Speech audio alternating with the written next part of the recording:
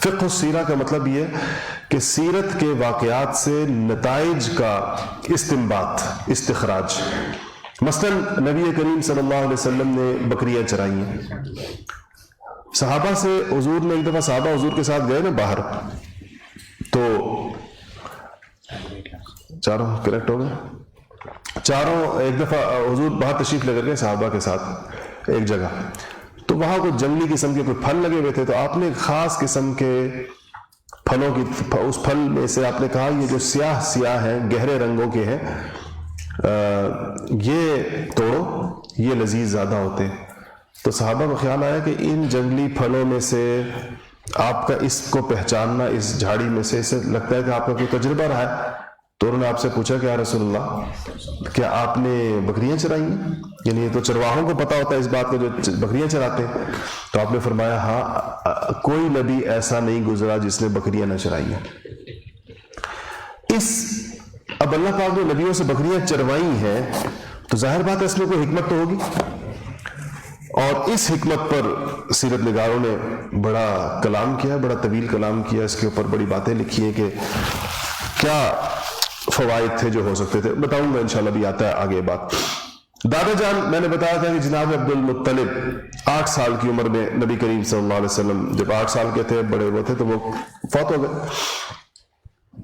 اور دادا کی گود سے آپ منتقل ہو گئے 8 سال کی عمر میں، کس کی گود میں؟ چچا، جن کا نام کیا تھا؟ عبد مناف نام تھا، اور ان کی کنیت کیا تھی؟ ابو طالب. اور ان کے 4 بیٹے کون کون سے تھے؟ طالب، عقیل، جعفر اور علی مرتضی شیر خدا. تو یہ 4 ان کے اپنے بیٹے تھے، اور نبی کریم صلی اللہ علیہ وسلم ان کے ایک طرح سے بھتیجے تو تھے ہی تھے، ایک طرح سے منہ بولے بیٹے بھی بن گئے. اچھا، انہوں نے بڑا حضور کا ساتھ دیا، یہ بات آپ کو پتہ ہے. اس پر بھی ہم بات کریں گے. ایک بڑا اختلافی موضوع ہے ایمان ابو طالب کا مسئلہ. سنا ہوا آپ نے اس بات کا؟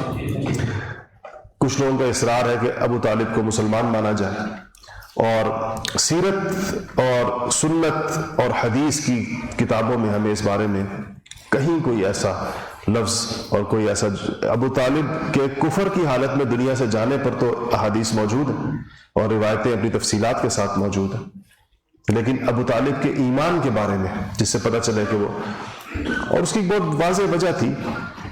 ابو طالب نے رسول اللہ صلی اللہ علیہ وسلم کے ساتھ جو بھلائیاں کی، وہ اس وجہ سے کی کہ وہ ان کے بھتیجے تھے، یا اس وجہ سے کی کہ وہ رسول اللہ تھے؟ اپنا خون سمجھ کر کی، اپنے مرحوم بھائی کی نشانی سمجھ کر کی، اور اپنے خاندان کا ایک ایسا فرد سمجھ کر جس کو غیرت کا تقاضا جس کا ساتھ دینا تھا، یہ سمجھ کر نہیں کی کہ وہ اللہ کے رسول. اگر یہ سمجھ کر کی ہوتی تو پھر صورتحال بالکل ہی بدل جاتی. تو اسی بات کو تو وہ، اگرچہ ان کو بہت سے اشاروں سے، بہت سے صورتوں سے ان کو یہ پتہ چل گیا تھا کہ آپ صلی اللہ علیہ وسلم کی نبوت کا اندازہ، اس پر آئیں گی آگے بات، آپ کو پتہ چلے گا کہ ابو طالب کو حضور کے سچا ہونے پر اور آپ کی باتوں کے پکا ہونے کے اوپر کتنا یقین تھا.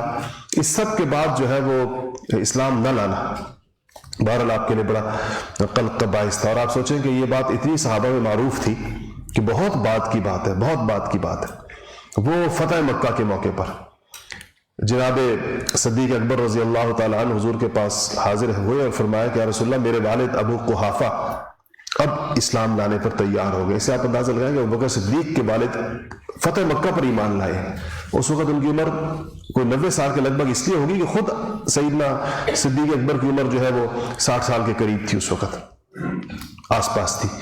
تو انہوں نے اس پر کہا، تو حضور نے کہا کہ ان کو کہا کہ میں ان کو لانا چاہتا ہوں. تو آپ نے کہا کہ وہ بوڑھے ہیں، بہت ہی بوڑھے ہوں گے. تو کہا کہ ان کو یہاں نہ لاؤ، میں ان کے پاس چلا جاتا ہوں. ابو بکر صدیق سے کہا، ان کا نہیں یا رسول اللہ، وہ زیادہ اس بات کے محتاج ہیں اور اس بات کے مستحق ہیں کہ وہ خود آپ کی خدمت اقدس میں حاضر ہیں. تو جب وہ، اس کو تھوڑا سا اونچا کرتے، جب وہ آئے تو ابو بکر صدیق جب حضور ان کے پاس گئے تو وہ ان کے والد نے ایمان لائے. تو جب حضور نے وہ کلمہ پڑھایا تو بہت زیادہ ابو بکر صدیق رضی اللہ تعالیٰ عنہ خوش ہوئے، بہت ہی زیادہ. حضور نے ابو بکر کے چہرے کی طرف دیکھا تو خوشی ایسے کھلی پڑ رہی تھی ان کے چہرے پہ. تو آپ نے فرمایا کہ ابو بکر تم آج بہت خوش ہو، اپنے والد کے ایمان لانے پر. تو حضرت بکر صدیق کو فوراً حضور کا خیال آیا. تو حضور نے اپنے والد کو تو نہیں دیکھا تھا, والد کی جگہ کس کو دیکھا تھا؟ جناب ابو طالب کو دیکھا تھا. تو کہا کہ یا رسول اللہ, اگر میرے اختیار میں ہوتا, اگر میرے بس میں ہوتا, تو میں اپنے باپ کی بجائے ابو طالب کے ایمان پر زیادہ راضی ہوتا کہ اس سے آپ کی آنکھیں ٹھنڈی ہوتی. تو اس سے یہ تو بہت بات کی حدیث ہے, اس سے ہی پتہ چلتا ہے کہ ابو بکر صدیق کیا کہہ رہے ہیں کہ ابو طالب دنیا سے حالت ایمان میں نہیں گئے. تو باقی روایتیں اس کے بارے میں بہت ساری موجود ہیں, خیر اپنی جگہ پر اس پر انشاءاللہ بات کریں گے. تو آپ نے, میں نے اس طرح عرض کیا کہ آپ نے بکریاں چرائی ہیں, اور صحابہ کو آپ نے بتایا کہ میں نے, ہاں جب صحابہ نے کہا کہ آپ نے کہا کوئی نبی ایسا نہیں گزرا جس نے بکریاں نہ چرائی ہوں. پھر آپ نے یہ بھی فرمایا کہ میں نے قیرات, ایک وہ ہے سمجھے کہ ایک پیمانہ ہے پیسوں کا, ویسے تو وہ ایک خاص قسم کا وزن ہے دراہم و دینار کا. تو آپ نے فرمایا میں نے قراریت, ایک خاص قسم کے قیراتوں کے عوض میں اہل مکہ کی بکریاں چرائی ہیں. آپ نے صحابہ سے فرمایا. کیوں بکریاں چراتے ہیں حضرات انبیاء؟ اس کی جو مصلحتیں علماء سیرت نے بیان کی ہیں, ان میں سے ایک لکھا ہے کہ ان میں صبر آتا ہے. نبی میں کیا آتا ہے؟ دیکھیں, انبیاء اگرچہ اللہ تعالیٰ کا انتخاب ہوتے ہیں, لیکن اللہ تعالیٰ ان کی شخصیت میں کچھ اوصاف پیدا کرتے, اور اوصاف کی باقاعدہ ان کو تربیت دی جاتی ہے. اس کی وجہ سے ان میں حقیقی معنوں میں قیادت کی وہ صلاحیت پیدا ہوتی ہے کہ پھر ان کو وہ جانثار لوگ ملتے ہیں جو ان کے لائے ہوئے پیغام پر اپنی جانیں کٹا دیتے, اپنی گردنیں کٹا دیتے.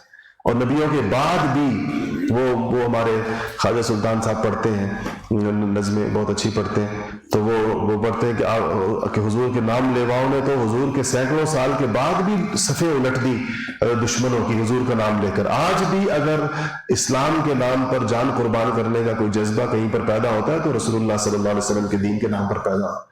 حضور کی محبت کے اندر سینکڑوں سال کے بعد بھی کفار کی جو صفیں الٹ رہے ہیں مسلمان, یہ اس پیغام کے ساتھ اس شخصیت کی طاقت ہے.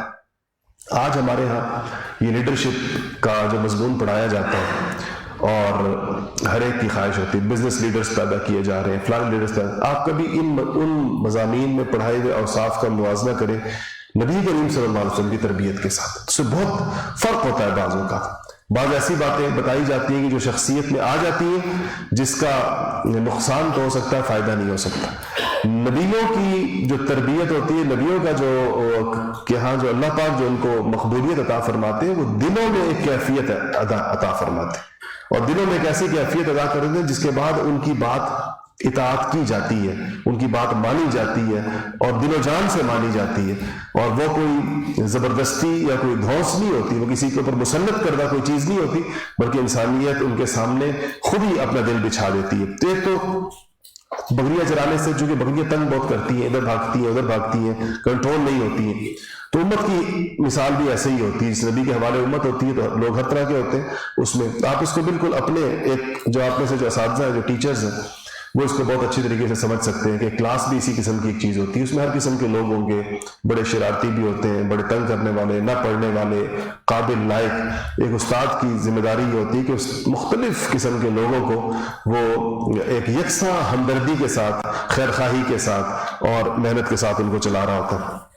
اسی طرح اگر آپ دیکھیں تو جو چرواہا ہوگا وہ کوئی بہت اونچی معیشت کا مالک نہیں ہوگا, کوئی بڑا جس کو کہنا چاہیے کہ اونچے مالی حالات میں نہیں ہوگا.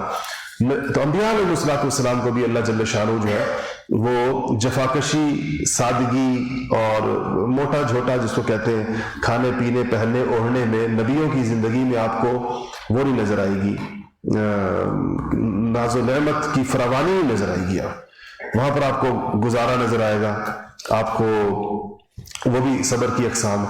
چرواہے میں چیز اور پیدا ہوتی ہے, یعنی بکریاں چرانے سے وہ تواضع پیدا ہوتی ہے. آپ نے خود فرمایا, آپ نے کہا کہ بکریاں چرانے والوں کی فطرت میں تواضع پیدا ہوتی ہے, انکسار اور عاجزی اور خاکساری پیدا ہوتی ہے, اور اونٹ چرانے والوں کی طبیعتوں میں کینہ پیدا ہوتا ہے, اور گھوڑے پالنے والوں کی فطرتوں میں تکبر پیدا ہوتا ہے. یہ ہر یعنی جس جانور میں جس چیز کا وصف زیادہ ہوتا ہے اس کے ساتھ صحبت رکھنے والے یا اس کے پاس اٹھنے بیٹھنے والے میں بھی یہ چیز. لیکن اس کا مطلب یہ نہیں گھوڑا پالنا جہاد کی نیت سے خود مستقل ثواب ہے, حدیثیں اس میں آئی ہیں کہ کہ جو آدمی جہاد کی نیت سے گھوڑا باندھے گا پالے گا، قیامت کے دن اس گھوڑے کی لید یعنی اس کا بول و براز، اس کا گند اور اس کا چارہ، یہ سب بھی اس کے نامہ اعمال میں حسنات کے پلڑے کے اندر تولے جائیں گے، نیکیوں کے ساتھ تولے جائیں گے. جو آدمی یہ اتنی اس کی فضیلت آئی ہے.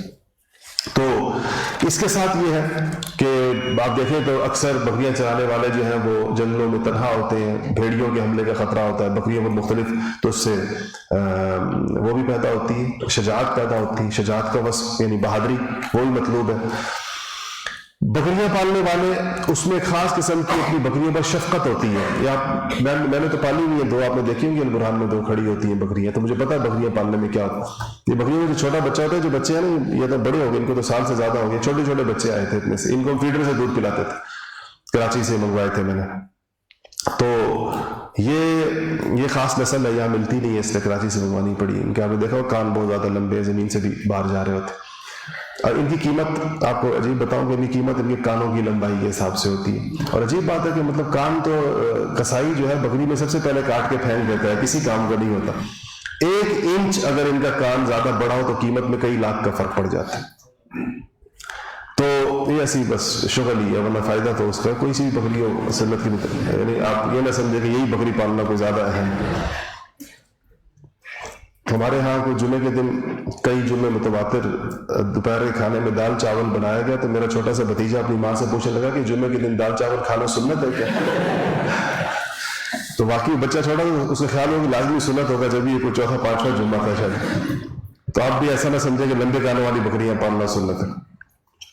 اچھا جی، اسی طرح چرواہے کا جو رزق ہوتا ہے وہ بڑی محنت مشقت سے حاصل ہوتا ہے. یعنی بکریاں پالنا کوئی بالکل آسان کام نہیں ہے، آپ لوگ اس کا تصور بھی نہیں کر سکتے. میں پہلے کہا کہ شفقت پیدا ہوتی ہے، اس کے بچے بڑے اہتمام سے بڑے ہوتے ہیں، بہت آپ کو خیال رکھنا پڑتا ہے. انسانوں کی اولاد سے بھی بعض اوقات زیادہ خیال رکھنا پڑتا ہے.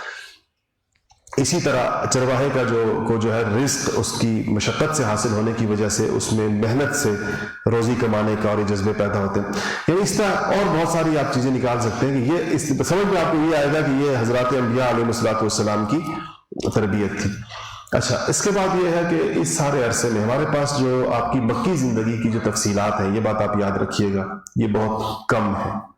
اور ہمارے پاس مکی زندگی میں خصوصاً نبوت سے پہلے کا جو 40 سال کا آپ کا زمانہ ہے، اس کی تفصیلات سیرتی کتابوں میں اس لیے آپ دیکھیں گے تو آپ دیکھیں گے آپ صلی اللہ علیہ وسلم کی کل زندگی 63 سال کی ہے.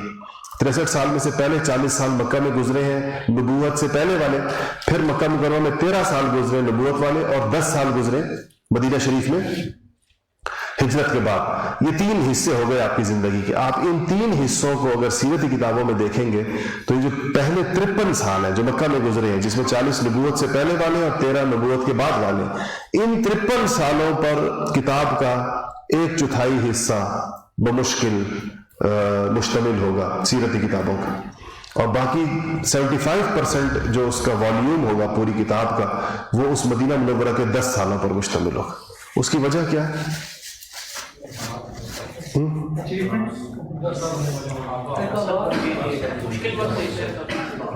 وجہ بتائیں.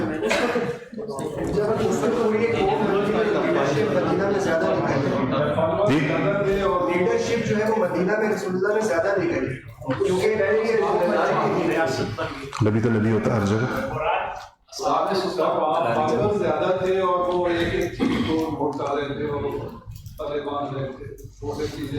اصل میں احکامات اسلام تیزی کے ساتھ تکمیل کی طرف جا رہا تھا، اور احکامات کے اندر ایک تدریج تھی.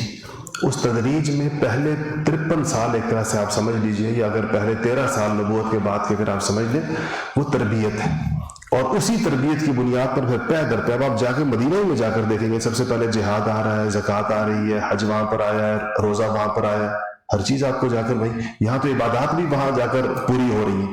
تو چونکہ دین تیزی کے ساتھ نازل ہو، یعنی سمجھے کہ دین کے نزول میں ایک تیزی آئی ہے مدینہ شریف میں، اسی لیے آپ قرآن شریف کے اندر مدنی آیات کے اندر آپ دیکھیں گے کہ احکام ہے سارے کے سارے. مکی آیات میں آپ دیکھیں گے کہ توحید ہے، قیامت کا بیان ہے، عقیدے کی باتیں ہیں، احکامات کی تفصیل آپ کو کسے ملے گی؟ مدنی آیات کے اندر. اور پھر دوسری سب سے بڑی، جو سب سے بڑا اگر فرق آپ سمجھیں گے مکہ کی زندگی میں اور مدینہ کی زندگی میں، تو وہ جہاد کا فرق آئے گا. کیونکہ آپ کو غزوات اور جہاد جو بدر سے شروع ہوتا ہے اور کہاں تک جاتا ہے؟ تبوک تک.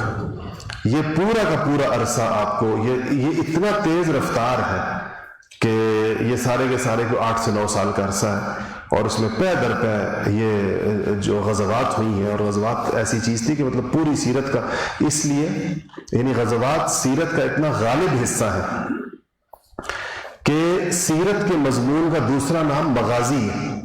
یعنی اس علم السیرہ بھی کہتے ہیں اس کو، اور علم المغازی بھی کہتے ہیں اس کو، غزوات. اب جو ہمارے ہاں سیرت پڑھائی جانے کی کوشش کی جاتی ہے تو وہ غزوات کو ایکسکلوڈ کر کے ہے. ابھی بھی حکومت نصاب بنا رہی ہے سیرت کا، تو اس کا مجھے بھیجا گیا اس کا جو مجوزہ مسودہ ہے، غزوات ساری اس سے آؤٹ. ہم سیرت کو ڈھالنا چاہتے ہیں اس مزاج میں جو مزاج عالم کفر کو اور عالم مغرب کو قابل قبول ہو. اور وہ کیا ہے؟ وہ جو عیسائیت اور اسلام کی مشترک تعلیمات ہیں، صبر ہے، ٹالرنس ہے. یہ عیسائیت کی تعلیمات اس طرح کی ہیں کہ یہ لوگ منسوب کرتے ہیں عیسیٰ علیہ السلام کی طرف. ہم یہ نہیں کہتے عیسیٰ علیہ السلام نے ایسے کہا کہ تمہیں کوئی ایک گال پہ تھپڑ مارے تو تم کیا کرو؟ دوسرا گال اس کے سامنے کر دو، تم یہ اس طرح کرو، یہ کرو. اس قسم کی سیرت ہمارے ہاں بنائی جاتی ہے. سیرت کو یعنی اتنا بڑا ظلم ہے یہ رسول اللہ صلی اللہ علیہ وسلم کی مبارک زندگی کے ساتھ کہ آپ اس کے حقیقی خد و خال اور ان کی حقیقی محنت جہاں پر ہوئی اس کو تو ہٹا دیں. جو چیزیں آپ کو ویسے مطلوب ہے، باہر سے آپ چاہتے ہیں کہ یہ پیغام آپ اپنے لوگوں کو دینا ہے، اس کو سیرت کے اوراق میں ڈھونڈ کر، اور اگر وہ وہاں پر کہیں تھوڑا بھی نظر آتا ہے تو اس کو زیادہ کریں، ایگزیجریٹ کریں، اس کو زیادہ پھیلائیں. اس میں نئے نئے واقعات، ہماری اس کورس کی کتابوں میں یہ جو سارے واقعات ہمیشہ آئے، وہ ایک عورت آپ پر کچرا پھینکتی تھی اور اس طرح کی باتیں، ہمیں تو اب یہ سیرت ہم نے تو جتنی پڑھی ہے ہمیں تو نظر نہیں آئے واقعات کہیں پر بھی. یہ کہاں سے نکالے گئے خدا جانے. اس طرح اور بہت ساری چیزیں. تو ہمارے ہاں جو لوگ سب سے پہلے میں سوچتا ہوں کہ جن لوگوں کے ذریعے سیرت بنائی جاتی ہے، یعنی کریکولم سلیبس اس کا بنایا جاتا ہے، آپ سب سے پہلے ان کو دیکھیں گے تو آپ کو اندازہ ہو جائے گا کہ یہ لوگ کیا سیرت تیار کریں گے. سب سے پہلا سوال ہے کہ آتھرز کون ہے، کون لوگوں جمع کر رہے ہیں اس کو. آپ کو جب ان کا پروفائل پتہ چلے گا تو آپ کو واقعی حیرت ہوگی کہ یہ لوگ کیا سیرت جمع کریں گے اور یہ کیسی سیرت جمع کریں گے. اور ویسی سیرت وہ جمع کرتے ہیں تو اس کو پھر ہم سیرت کے نام پر پڑھا کر، یعنی آپ سوچیں کہ حضور کی امت کے بچوں کے ذہن میں ہم حضور کا نقش بٹھانا چاہ رہے ہیں اور اس کے اندر رنگ اپنی مرضی سے بھر رہے ہیں.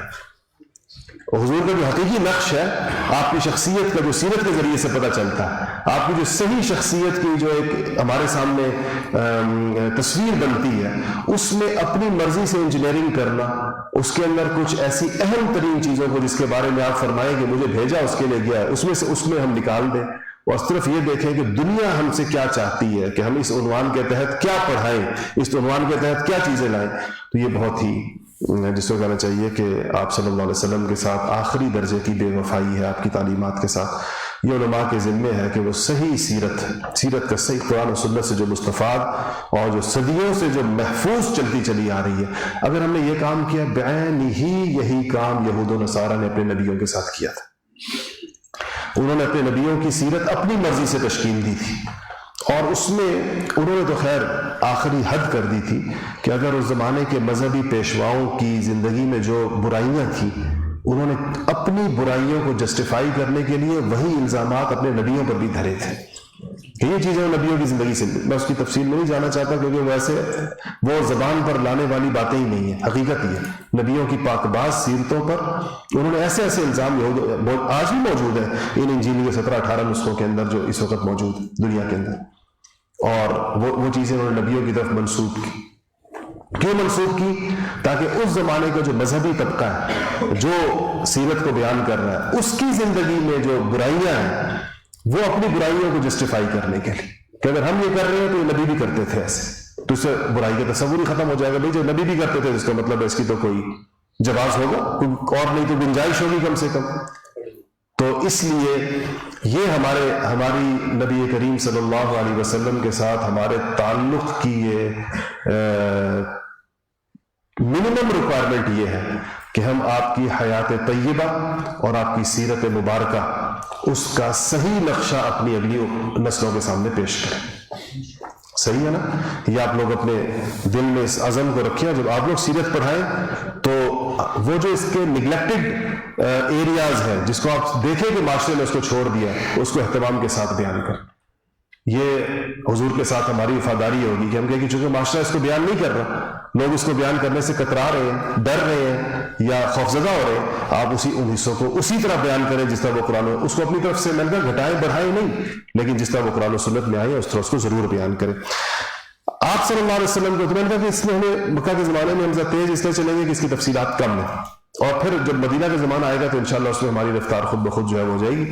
آپ کو اللہ پاک نے شرک سے محفوظ رکھا اس سارے دور کے اندر. یہ جو جتنا بھی زمانہ تھا کس چیز کا, مکہ مکرمہ کے دور کا, اس میں شرک سے آپ محفوظ رہے. آپ نے اس کی بڑی تفصیلات بتائی. آپ نے حضرت خدیجہ رضی اللہ تعالی عنہا سے فرمایا, قسم کھا کر کہا کہ اے خدیجہ واللہ لا اعبد اللات والعزى, کہا کہ اے خدیجہ خدا کی قسم میں نے کبھی لات اور عزا کی عبادت نہیں کی, یعنی نبوت ملنے سے پہلے بھی میں نے کبھی کسی مشرکانہ رسم میں اور شرک کے کسی مظہر میں میں کبھی بھی کسی طور پر بھی شریک نہیں ہوا. تو یہ اس زمانے میں آپ کی یہ دور سے پہلے آپ کا ایک واقعہ بہت اہم جو رہ گیا وہ میں آپ کو بتا دوں, اور وہ آپ کا شام کا پہلا سفر ہے. شام کا پہلا سفر آپ کا مورخین کا, سیرت نگاروں کا یہ اندازہ ہے کہ تقریباً 12 سال کی عمر میں ہوا ہے. ابو طالب آپ کو اپنے ساتھ لے کر گئے تھے, اور اس سفر میں آپ کی نبوت کا ایک پہلو لوگوں کے سامنے آیا. وہ یہ ہوا کہ جب شام جاتے تھے تو شام کے علاقے میں جو سب سے پہلے جو علاقہ سامنے آتا تھا اس کو بصرہ کہتے ہیں. یہ وہ عراق والا بصرہ نہیں ہے, یہ بصرہ ہے, بے سے رے اور چھوٹی یا ہے اس کا آگے کھڑی زبر ہے. یہ شام کا سرحدی علاقہ ہے جو حجاز کے ساتھ قریب پڑتا تھا. اس بصرہ میں ایک راہب تھا, اور وہ ایک اس پہ رہتا تھا, ایک کلیسا تھا اس کا, اور یہ کلیسا اس رستے کے کنارے پر تھا جس رستے سے, یعنی سمجھے کہ مین روڈ کے کنارے پر تھا جس سے لوگ گزرتے تھے. واسطے کسی کو نہ گھمائیں, ڈسٹربنس ہو رہی ہے اس کو بس اسے. تو اس کی وہاں وہ لوگ رہتے تھے, وہ رہتا تھا جو راہب تھا. تو اس نے ایک دن وہ بیٹھا ہوا تھا اوپر, یہ قافلہ ادھر سے آ رہا تھا, تو وہ کہیں اپنی کھڑکی میں بیٹھا تھا. کیا تھا, قریش میں یہ بات مشہور تھی کہ یہ راہب جو ہے یہ کبھی بھی اپنے کلیسا سے باہر نہیں آتا. راہب کہتے ہیں کہ اس میں گوشہ نشین ہوتا ہے, کلیسا میں گوشہ نشین تھا.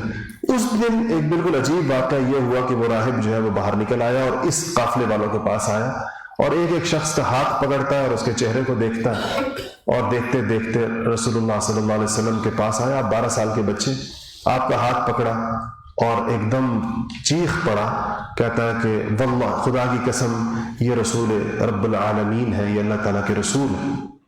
قافلے والے بھی حیران ہو گئے, چچا ابو طالب بھی حیران ہو گئے. انہوں نے کہا کہ جی کیا مطلب اس بات کا؟ تو اس سے کہا کہ جب آپ کا یہ قافلہ اتر رہا تھا اس اونچائی سے نیچے کی طرف, تو میں نے دیکھا کہ تمام درخت اور سارے چٹانیں اور پتھر اور پہاڑ اس کو سجدہ کر رہے ہیں, اور یہ سوائے نبی کے کسی اور کو سجدہ نہیں کرتے. تو اس نے پوچھا کہ کن کے ساتھ؟ اچھا, مختلف سیرتی کتابوں میں اس راہب کے سوالات کی مختلف ہے. اس میں کچھ بہت ہی مستند ہے, کچھ کی کثرت کے بارے میں کچھ اشکال ہے بعض سیرت نگاروں کا. ایک روایت میں یہ بھی آتا ہے کہ اس نے پوچھا کہ اس کے والد کون ہیں, اس بچے کے ساتھ کون ہے. تو چونکہ چچا بھی باپ کی جگہ پر ہوتا ہے, تو جناب ابو طالب نے کہا کہ میرا بچہ ہے, میں اس کا باپ ہوں. تو اس نے کہا کہ نہیں, ہماری کتابوں میں تو یہ ہے کہ بچہ یتیم ہوگا, تو والد تو اس کا نہیں ہو سکتا. تو انہوں نے کہا ہاں میں اس کا چچا ہی ہوں, باپ نہیں. پھر اس نے کہا کہ اس نے کھانا بنوایا, اور اپنے ہاں ایک اور روایت میں آتا ہے کہ اس نے لوگوں کو دعوت کی. تو یہ اس کو چھوڑ گئے تھے, آپ صلی اللہ علیہ وسلم کو پیچھے چھوڑ دیا گیا تھا اپنے جانوروں کی حفاظت کے لیے جو وہاں بندے ہوئے تھے. تو اس نے کہا کہ میں تو دعوت ہی انہی کے لیے کی تھی, خاص طور پر ان کو باقاعدہ اسے دوبارہ بلوایا. خیر وہ اس کی اس سے پتہ چلتا ہے پہچان تو ہو گیا پورے طور پر. بحیرہ نام تھا اس کا, بحیرہ اس راہب کا نام جو تھا. تو بحیرہ نے پھر جناب ابو طالب سے کہا کہ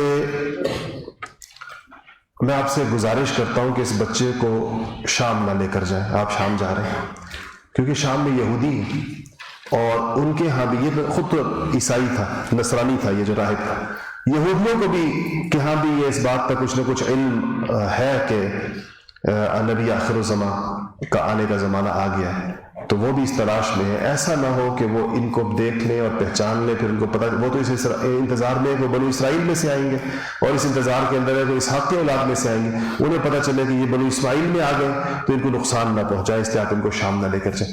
یہ باتیں وہ بحیرہ کر رہا تھا کہ اتنے میں 7 بندے رومی ڈھونڈتے ہوئے کسی چیز کو تلاش کرتے ہوئے قریب آئے، تو راہب نے ان کو بلا لیا اور ان سے پوچھا کہ تم لوگ یہاں کیا کر رہے ہو؟ تو اس نے دیکھ لیا کہ رومی ہے. انہوں نے کہا کہ آخری نبی کے آنے کا وقت ہو گیا ہے اور کتابوں میں اس کے اس سفر کا لکھا ہوا ہے کہ اس رستے سے اس نے ان دنوں میں سفر کرنا ہے، تو ہم اس کی تلاش میں ہیں. تو اس بحیرہ نے کہا کہ تم لوگ مجھے یہ بتاؤ کہ جب اللہ تعالیٰ کسی چیز کا ارادہ کر لے تو کیا اللہ تعالیٰ کے ارادے کو کوئی بندہ ٹال سکتا ہے، یا اللہ کے ارادے سے کوئی اللہ تعالیٰ کو روک سکتا ہے؟ ان کا نہیں. تو بحیرہ نے کہا کہ جب اللہ نے آخری نبی کو بھیجنے کا اٹل فیصلہ کر لیا تو پھر تم اگر اس کے رستے کی رکاوٹ بنو گی بھی صحیح تو ان کو کیسے روک سکتے؟ اس پر ان لوگوں نے یعنی مان گئے اس کی بات، اور اس نے پھر بحیرہ نے تعارف کرایا، کہا کہ یہ وہ آخری نبی ہے، یہ جو بچہ ہے 12 سال کا. اس سفر کی بہرحال بیشتر حضرات کے نزدیک یہ روایات جو ہیں یہ بڑی مضبوط ہیں، اور اس سے پتہ چلتا ہے کہ یہود کے ہاں بھی اور نصارہ کے ہاں بھی نبی کریم صلی اللہ علیہ وسلم کا انتظار ہو رہا تھا. ایک نشانی اس کے اندر اور بھی بحیرہ نے بتائی، اور بلکہ سب نے دیکھی، کہ جب آپ بیٹھنے لگے تو سب لوگ چونکہ پہلے بیٹھ گئے تھے، آپ بچے تھے تو سب لوگ پہلے بیٹھ گئے، تو جو لوگ کہاں بیٹھے؟ درختوں کے نیچے، سائے کے نیچے بیٹھے. آپ کے لیے سائے کی کوئی جگہ نہیں بچی. جب سائے کی جگہ نہیں بچی تو آپ ایک سائڈ کے اوپر بیٹھے، دھوپ کے اوپر بیٹھ گئے. لیکن آپ دھوپ میں تھے تو جب آپ بیٹھ گئے تو سر کے اوپر سے بادل سمٹ کر آ کر آپ کے سر کے اوپر کھڑا ہو گیا اور اس نے وہاں سایہ کر دیا. یہ منظر بھی بحیرہ نے دیکھا تو آپ کی جانب وہ جھک گیا. اس سے آپ صلی اللہ علیہ وسلم کو یہ بھی تربیت کا حصہ ہے. دیکھیں 12 سال کی عمر میں تجارتی سفر آپ کو کرایا گیا، اپنے چچا کے ساتھ آپ گئے اور آپ نے اس میں شرکت کی. اچھا، اسی طرح میں نے ابھی جو ذکر کیا حلف الفضول کا ذکر اتفاق سے آیا تھا اور وہ ہو گیا کہ یہ معاہدہ جو ہے میں نے کہا کہ اس بنیاد پر ہوا تھا کہ قریش میں مظلوم کا ساتھ دیا جائے گا، ظالم کا ساتھ نہیں دیا جائے گا. یہ آپ نے کیا تھا، اور آپ کے چچا جو تھے زبیر، جناب زبیر بن عبد المطلب، وہ اس معاہدے کے آپ کہیں کہ سب سے زیادہ پیش اس میں وہی تھے. آپ کا شام کا ایک دوسرا سفر بھی سیرتی کتابوں میں موجود ہے، اور اس وقت آپ کی عمر مبارک تقریباً 25 برس ہے. یہ پہلا والا سفر 12 سال کا، دوسرا اس کے سمجھ میں 12 سال کے بعد ہے دوبارہ. اس سفر میں یہ سفر ہوا ہے حضرت خدیجہ رضی اللہ تعالی عنہا کی خواہش پر. خدیجہ کی شخصیت بالکل اس بات کی متقاضی ہے کہ ہم اس پر بہت تفصیل سے بات کریں، اور وہ مکہ مکرمہ کی ایک بڑی ہوشیار، سمجھدار اور مالدار خاتون تھی. تجارت کرتی تھی لیکن خود نہیں کرتی تھی، ان کے لوگ ہوتے تھے جو ان کا پیسہ لے کر جاتے تھے اور پھر لاتے تھے. تو حضرت خدیجہ نے کو آپ کا پتہ چلا آپ کے امین اور دیانتدار ہونے کا، تو انہوں نے اپنے کسی کے ذریعے پیغام بھیجا کہ آپ اگر میرا مال لے کر چلے جائیں، اور پھر وہی جو طریقہ ہوتا تھا مضاربت کا کہ جو منافع ہوگا 50% آپ کا 50% میرا. تو آپ نے اس پر آمادگی ظاہر کی، اور آپ اس کے بعد جو ہے یہ ان کا حضرت خدیجہ رضی اللہ تعالیٰ عنہ کا مال لے کر گئے. حضرت خدیجہ نے آپ کے ساتھ اپنے غلام میسرہ بھی کر دیے، یہ ساتھ جائے. میسرہ پر حضرت خدیجہ کو بہت اعتماد تھا، اور جب وہ واپس آئے تو اس نے جو آپ کی تعریف کی میسرہ نے، اور کہا کہ میں اتنے لوگوں کے ساتھ آپ نے مجھے بھیجا ہے، مگر میں نے جو منظر ان کا دیکھا، جو ان کی فیاضی بھی دیکھی، امانت داری بھی دیکھی، یہ بھی دیکھا، وہ بھی دیکھا. اتنی تعریف میسرہ نے کی کہ حضرت خدیجہ رضی اللہ تعالی عنہا نے یہ سوچا کہ میں ان سے نکاح کا پیغام بھیجوں. تو انہوں نے یہ بات اپنی ایک سہیلی کو جن کا نام نفیسہ بنت منبہ تھا حضرت خدیجہ نے ان سے کہی. وہ نفیسہ حضرت خدیجہ کی جو سہیلی تھی وہ خود حضور کے پاس تشریف لائی اور کہا کہ حضرت خدیجہ کی نے آپ کو نکاح کا پیغام بھیجا ہے. تو آپ نے کہا کہ میں اپنے چچاؤں سے بات کرتا ہوں, میرے سرپرست میرے چچا. تو آپ نے اپنے چچاؤں کے سامنے بات رکھی اور پھر آپ کے چچاؤں کی مرضی سے اور ان کے جانے بھر یہ پھر آپ کا نکاح ہوا. حضور اکرم صلی اللہ علیہ وسلم کی تقریباً ساری اولاد سوائے جناب ابراہیم کے جو حضرت ماریہ قبطیہ کے بدن سے مدینہ منورہ میں پیدا ہوئے تھے, آپ کی ساری اولاد جو ہے وہ حضرت خدیجہ کے سے اللہ پاک نے عطا فرمائی ہے, جو 2 بیٹے اور 4 بیٹیاں تھیں. اور 4 بیٹیوں میں سب سے بڑی زینب تھی, پھر رقیہ تھی, ام کلثوم تھی, اور اس کے بعد فاطمہ الزہرا رضی اللہ تعالی عنہا تھی. اور بیٹے جو تھے آپ کے ہاں یعنی قاسم, آپ کی جو کنیت ہے ابو القاسم کے نام سے مشہور آپ کا نام لیا جاتا ہے, تو وہ یہی قاسم خدیجہ سے پہلے بیٹے ہوئے تھے. اور دوسرے بیٹے جو تھے وہ ان کا نام عبداللہ تھا اور ان کے 2 لقب تھے طیب اور طاہر.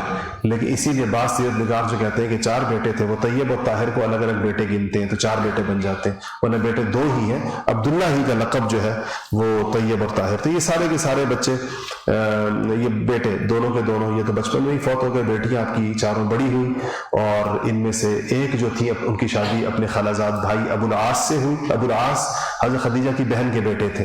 اور باقی 2 جو تھیں وہ یکے بعد دیگرے عثمان غنی کے نکاح میں آئی, اور چوتھی بیٹی جو تھی وہ حضرت علی مرتضیٰ شیر خدا رضی اللہ تعالیٰ ان کے نکاح کے اندر آئی. تو یہ نکاح آپ کا ہوا. اچھا, وقت تقریباً پورا ہو گیا آج. ٹھیک ہے, کافی اس کو یہیں پر کرتے ہیں انشاءاللہ. اب یہ جو بیت اللہ کی تعمیر حضور کے زمانے میں ہوئی ہے, اس پر انشاءاللہ اگلے اس میں بھی وہ کریں گے. اس کو ہٹا دیں ان کے اوپر سے رائٹ لگا. تو اس پہ یہ ہے کہ مشکل ہوتی ہے لوگوں کو. آج ایک دستار بندی ہے. دستار بندی آپ سمجھتے ہیں کس کو کہتے ہیں؟ تو وہ یہ ہے کہ ہمارے بہت ہی ایک عزیز طالب علم البرہان کے یہاں پڑھتے رہے. انہوں نے ماشاءاللہ اپنی تعلیم کے ساتھ یعنی البرہان میں پڑھتے بھی رہے, اپنی کاروبار بھی کرتے رہے, اس کے ساتھ ساتھ پارٹ ٹائم میں 1-1.5-2 گھنٹہ روزانہ لگا کر ماشاءاللہ قرآن پاک حفظ کیا, صرف 4.5 سال کے عرصے میں. اگست میں شروع کیا تھا, 2016 کے اگست میں, اور اس سال کے شروع میں الحمدللہ ان کا قرآن پاک مکمل ہو گیا. تو ہمارے یہاں ایک روایت ہے مدارس کی کہ جب ہمارے یہاں کوئی قرآن سے فارغ ہو جائے یا دور حدیث کر کے فارغ ہو جائے تو اس کی دستار بندی کی جاتی ہے, یعنی اس کے سر پر پگڑی باندھی جاتی. یہ اساتذہ کی طرف سے ایک اعتماد ہوتا ہے. یہ پگڑی کا رواج ویسے حفظ پر تو کم ہے, ہم ذرا زیادہ خوش ہوتے ہیں تو اس لیے وہی ویسے اس کا رواج ہے دور حدیث کے بعد جب عالم بن جاتے ہیں. آپ نے دیکھیں اس کو جلسہ دستار بندی کہتے ہیں, بہت سے لوگوں کے اس پر باندھی جاتی ہے. تو ان کی آج دستار بندی بھی ہے. تو بھائی بلال احمد صاحب بھی, ان کے والد بھی, اور ان کے استاد قاری صاحب بھی تشریف لائیں. قاری صاحب بھی آگے آ جائیں, تشریف لائیں. تو آپ لوگ اس دوران اپنے دل ہی دل میں اللہ تعالیٰ سے یہ دعا کریں کہ اللہ تعالیٰ ہم سب کو اس کی توفیق نصیب فرمائے. مشکل کام نہیں ہے, پارٹ ٹائم میں الحمدللہ یہ ہو گیا ہے. تو اس کا مطلب ہے کہ آپ سب لوگ پارٹ ٹائم میں کر سکتے ہیں ماشاءاللہ. تھوڑا تھوڑا روزانہ کریں. یہ یہ جولری کا کام کرتے ہیں, اپنی انجینئرنگ کے بعد انہوں نے اپنے فیملی بزنس میں کہیں. تو کتنے بجے آپ دکان سے واپس آتے ہیں؟ 9-9:30 بجے یہ اپنی دکانوں سے واپس آتے ہیں. اس کے بعد اور فجر کی نماز کے بعد اور فجر کی نماز سے پہلے صرف یہی اوقات ان کے پاس ہوتے ہیں, کیونکہ اس کے بعد تو پھر سارا دن اپنا کام ہوتا ہے. کہنے کا مقصد یہ ہے کہ یہ آپ سب لوگ, آپ میں سے کون ہوگا اور جو 9:30 سے بھی زیادہ لیٹ گھر کو آتا ہے رات کو؟ آپ نے لیکن اتنے سارے بچوں میں 1-2 بندے 3 بندے ہیں صرف جو رات 9:30 بجے کے بعد گھر آتے ہیں, باقی آپ سب لوگ پہلے آتے ہیں. اس لیے یہ میں نے ان سے کہا تھا کہ آپ کی دستار بندی میں اس کلاس میں اس لیے کروں گا کہ یہ آپ سب لوگوں کے لیے کیا بنے, مثال بنے. اور اس کے لیے ضروری نہیں کہ آپ پورا قرآن شریف, وہ پورا تو بہت سعادت کی بات ہے. انہوں نے ماشاءاللہ تراویح سنائی, پچھلے سال بھی سنائی, جتنے یاد تھے 22 سپارے یاد تھے میرے خیال. اس سال ماشاءاللہ 30 پورے سنائیں گے. یاد بھی بڑا پکا ہے, پورا نہ صحیح. اگر کسی کو پورے مشکل ہوتی کچھ سپارے تو آپ طے کر لیں آج ضرور کہ ہم اتنے ضرور یاد کریں کم سے کم. تو کم سے کم میں سمجھتا ہوں کہ مسلمان کو جو قرآن یاد ہونا چاہیے نا, کم سے کم وہ 2 سپارے. آخری 2 سپارے، اس لیے کہ آپ کو پتا ہے کہ فجر کی نماز جو ہے وہ طوال مفصل کے ساتھ پڑھنی چاہیے۔ طوال مفصل وہ صورتیں ہیں جو سورہ حجرات سے لے کے سورہ بروج تک کی ہیں۔ تو اگر یہ مسنون نماز ہے تو کہ ایک مسلمان کو فجر کی نماز سنت کے مطابق پڑھنی چاہیے، نہیں پڑھنی چاہیے، اور پڑھانی بھی چاہیے۔ تو آپ لوگوں کی ماشاءاللہ اب تو آپ البرہان میں بھی پڑھ رہے ہیں، تو لوگ تو آپ کو اپنا شیخ الاسلام سمجھیں گے۔ تو اگر آپ لوگ نمازوں کے لیے آگے کر دیں کہ جی نماز پڑھائیں، وہ ایک اسی طرح البرہان کا طالب علم تھا، پتہ نہیں کہاں پر ساتھی کہتے ہیں ہم نے اس کو فجر کی نماز میں آگے کر دیا، تو علم ترى کیف فعل ربک باصحاب الفیل سے نماز پڑھیں۔ تو فجر کی نماز تو طوال مفصل کے ساتھ پڑھانی چاہیے، خود بھی اگر کبھی تو نماز تو جماعت کے ساتھ پڑھنی چاہیے، کبھی بندے کو خود پڑھنی پڑ جائے تب بھی، لیکن ویسے پڑھانی بھی ایک دین کے طالب علم کو۔ آپ خود بتائیں یہ ساری چیزیں جو ہم پڑھ رہے ہیں ان سب کا نمبر نماز کے بعد آتا ہے یا نہیں آتا؟ ترتیب ہے نا شریعت کی اپنی ایک، تو ترتیب میں نماز کا نمبر تو اس سے پہلے آتا ہے کہ نمازیں ٹھیک ہو، سنت کے مطابق ہو، اور وہ پڑھنے کا طریقہ بھی ٹھیک ہو، اس میں کوئی غلطی نہ ہو، تجوید صحیح ہو۔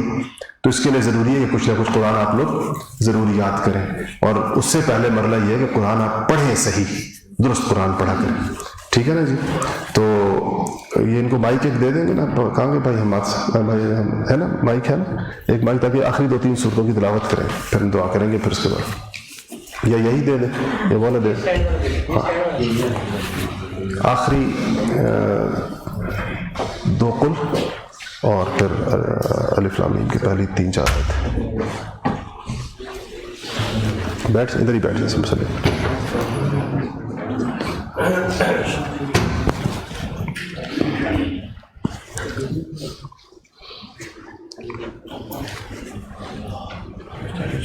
یہ دے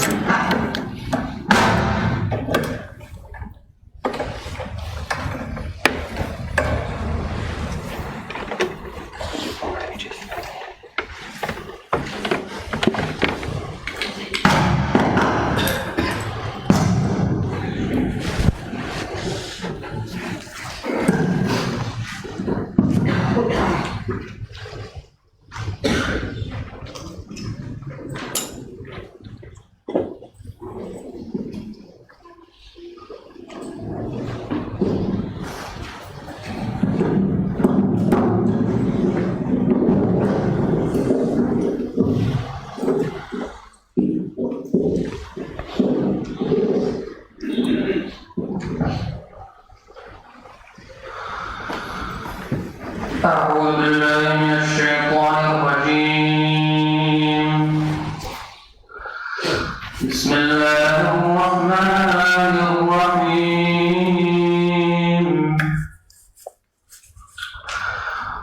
قل أعوذ برب الفلق من شر ما خلق ومن شر غاسق إذا وقب ومن شر النفاثات في العقد ومن شر حاسد إذا حسد. بسم الله الرحمن الرحيم.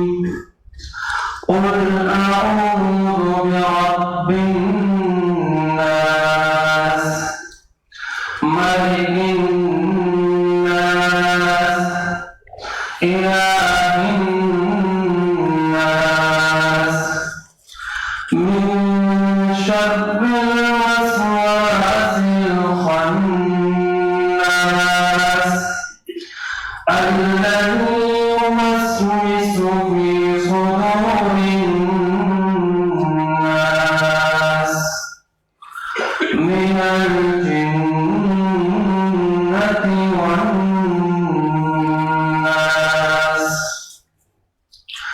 بسم الله الرحمن الرحيم.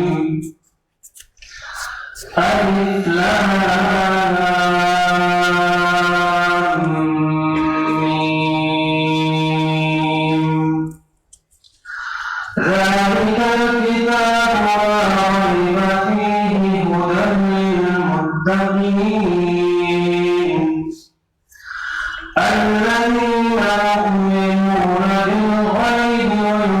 ويقيمون الصلاة ومما رزقناهم ينفقون والذين يؤمنون بما أنزل إليك وما أنزل من قبلك وبالآخرة هم يوقنون أولئك على هدى من ربهم وأولئك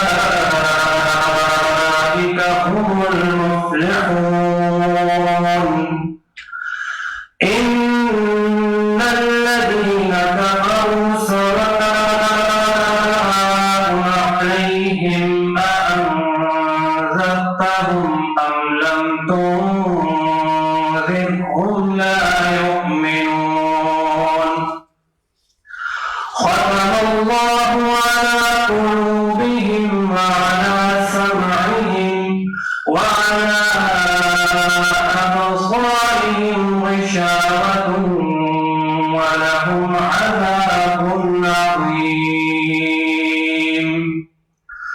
صدق الله العلي العظيم.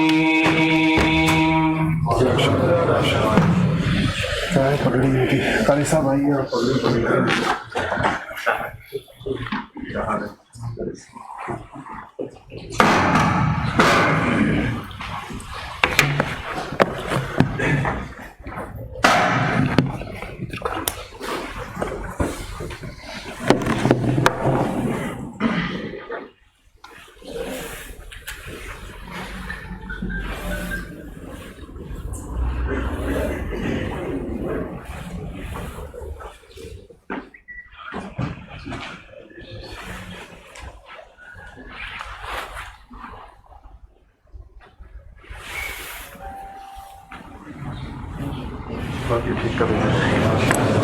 دعا کر لیتے ہیں.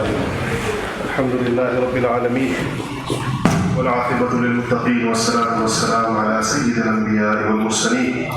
یا رب العالمین اس حفظ قرآن کو جو انہوں نے کیا ہے میں اس کو قبول فرما. ان کے استاد صاحب کو قاری صاحب کو اللہ پاک بہت جزائے خیر عطا فرما. ان کے لیے ان کو صدقہ جاریہ بنا, ہم سب کے لیے صدقہ جاریہ بنا. یا رب العالمین ہم سب کو قرآن پاک کے ساتھ دل لگانے کی توفیق نصیب فرما. قرآن پاک کو ہمارے دلوں کی بہار بنا دے. یا اللہ زیادہ سے زیادہ مقدار میں اس کو حفظ کرنے کی توفیق نصیب فرما دے. ہم سب کو اس کے اوپر عمل کرنے کی بھی توفیق نصیب فرما دے. اور یا رب العالمین یا حکم الحاکمین یا ذا القوة المتین ہمارے اس تمام پڑھنے پڑھانے کو اپنی بارگاہ میں انتہائی درجے میں قبول فرما. وصلی اللہ تعالی علی خیر خلقہ محمد وآلہ واصحابہ اجمعین. آمین برحمتک یا ارحم الراحمین.